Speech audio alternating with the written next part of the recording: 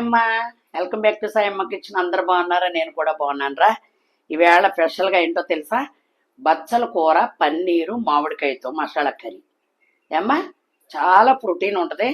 బచ్చల కూర వచ్చి కందా బచ్చలే ఓన్లీ కందిపప్పులను వేసుకుని 2 రకాలుగానే వండుతూ చూశాను నేను ఇప్పుడు వరకు.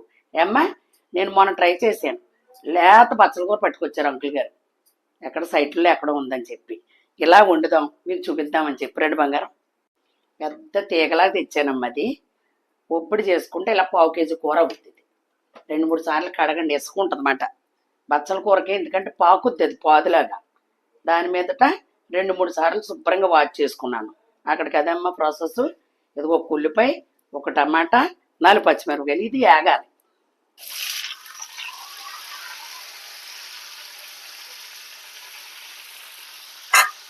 ఇది మూత పెట్టుకుని మీతో మాట్లాడతా. ఒక ఉల్లిపాయ అమ్మ, 8 పచ్చిమిరపకాయలు, ఒక పెద్ద టమాటా. అలా నూనెలో చక్కగా మగ్గాలి. మగ్గిన తర్వాత అది మిక్సీ పట్టుకుందాం. ఓకేనమ్మా. ఇదిగో మామిడికాయలో సగం, పన్నీర్ 1/2 కిలో, తగినంత ఉప్పు, స్పూన్ ధనియాల పౌడరు, స్పూన్ కారం, 1/2 స్పూన్ పసుపు, ఒక 1/2 స్పూన్ అల్లం వెల్లుల్లి పేస్టు, కొత్తిమీర. చాలు, సూపర్ ఉంటుంది. ఇది మగ్గిన తర్వాత చల్లారేక మిక్సీ పట్టుకుని వస్తాను. బాగా రోస్ట్గా ఎగట్లేదమ్మా, కొంచెం వేగితే సరిపోతుంది. మళ్ళీ ఎందుకంటే మనం ఆయిల్లో వేసుకుంటాం కదా, అంతే. మిక్సీ పట్టేస్తాను. మనకి గ్రైండర్ మిక్సీ బయట ఉంటాయమ్మా. వంటగదిలో ఎంత ప్లేస్ ఉన్నా సరిపోవట్లేదు. ఓకేనమ్మా, ఆడుకుని వస్తా. ఇలా పట్టుకోండి అమ్మా, బరగ్గా. కొంచెం కరివేపాకు వేసుకుందాం. చూసారా, మంచి టేస్టీ వస్తుంది.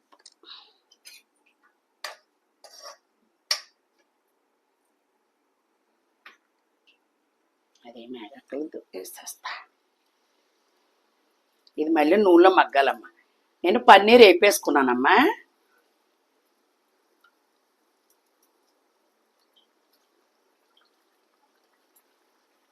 పన్నీర్ చేయడం వస్తే ఇంట్లో చేసుకుంటే సూపర్ ఉంటుందిరా, బయట కన్నా.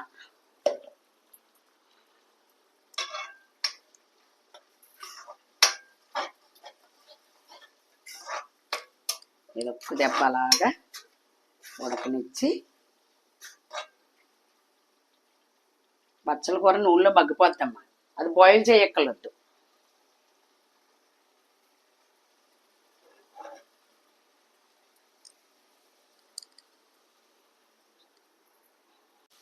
పన్నీర్ కూడా దోరగా వేయించుకోండి, బాగుంటుంది. పసుపు వేస్తే మూకుడికి అంటుకోదురా.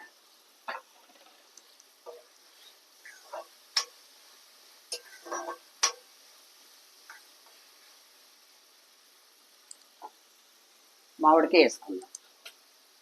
మామిడికాయ బదులు చింతపండు కూడా వేసుకోవచ్చు.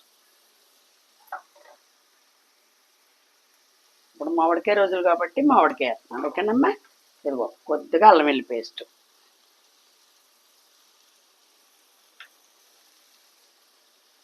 కారం, పసుపు, ధనియాల పౌడరు, కొద్దిగా గరం మసాలా, తగినంత ఉప్పు.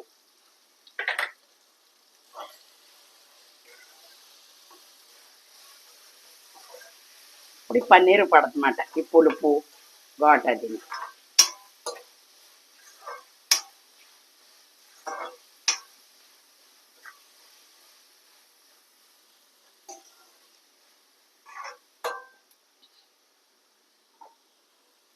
ఇప్పుడు బచ్చలాకు వేసుకుందాం.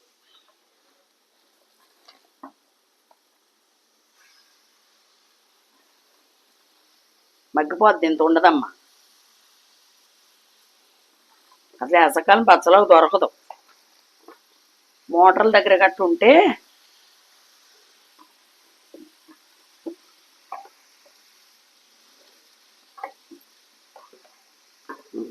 కొంచెం దగ్గరికి వచ్చా చూపిస్తానమ్మా.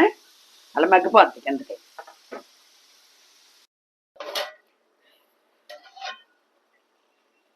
చూడమ్మా, వాటర్ ఎలాగ వచ్చేస్తుందా. ఆ కూరకి ఇలా వచ్చేస్తుంది. ఇది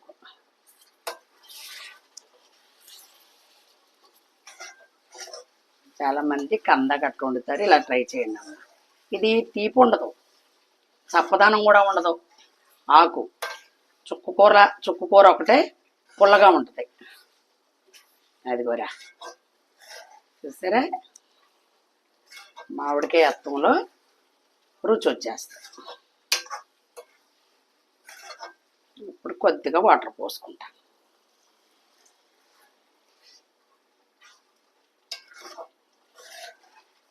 ఇది రొట్టెలోకి సూపర్ ఉంటుంది కరణిగా.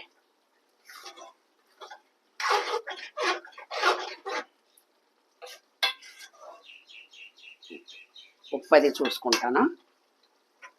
టైం కూడా ఎక్కువ తీసుకోదమ్మా ఇది.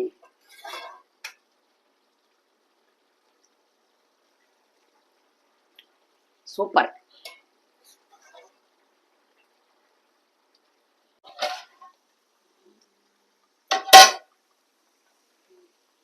ఓకేనమ్మా. అసలు ఆకు కనపడుతుందా? కనపడదు. మీకు నచ్చిందా ముందు? ఓకే, చాలా థ్యాంక్స్. చూసావా, అంతే. రైస్లోకి రోటీలోకి కూడా చాలా బాగుంటుంది. పన్నీరు చింతపండు బదులు మామిడికాయ ఒక్కొక్క రేంజ్లో ఉంటుంది. దగ్గరికి వచ్చేస్తుందమ్మా, కట్టేసుకుందాం. అయిపోయింది. ఎంతోసేపు పట్టదమ్మా, మామిడికాయ కదా మగ్గిపోద్ది అంతే. ఎలా ఉంది మీకు? పాలకూర చుక్కకూర ఫీలింగే వస్తుంది, బచ్చల కూరలా ఉండదు. ఓకేనమ్మా, మరి నచ్చిందని అనుకుంటున్నాను. చాలామందికి తెలియదు ఇలాగా. ఒకవేళ తెలిస్తే కామెంట్లో పెట్టండి.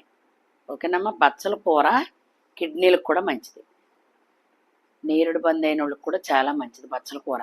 అయితే ఎక్కువ వాడరు బచ్చల కూర అనేది. చుక్కకూర, పాలకూర, గోంగూర అయ్యే వాడతారు, కానీ బచ్చల కూర చాలా మెడిసిన్ కూడానమ్మా.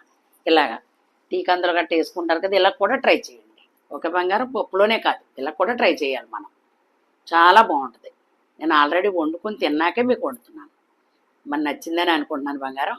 లైక్ చేయండి, షేర్ చేయండి, సబ్స్క్రైబ్ చేసుకుని చక్కగా చూసి మంచి కామెంట్లు పెట్టి మంచి రెసిపీతో మీ సాయమ్మ మీ ముందుకు వస్తుంది. Bye bye.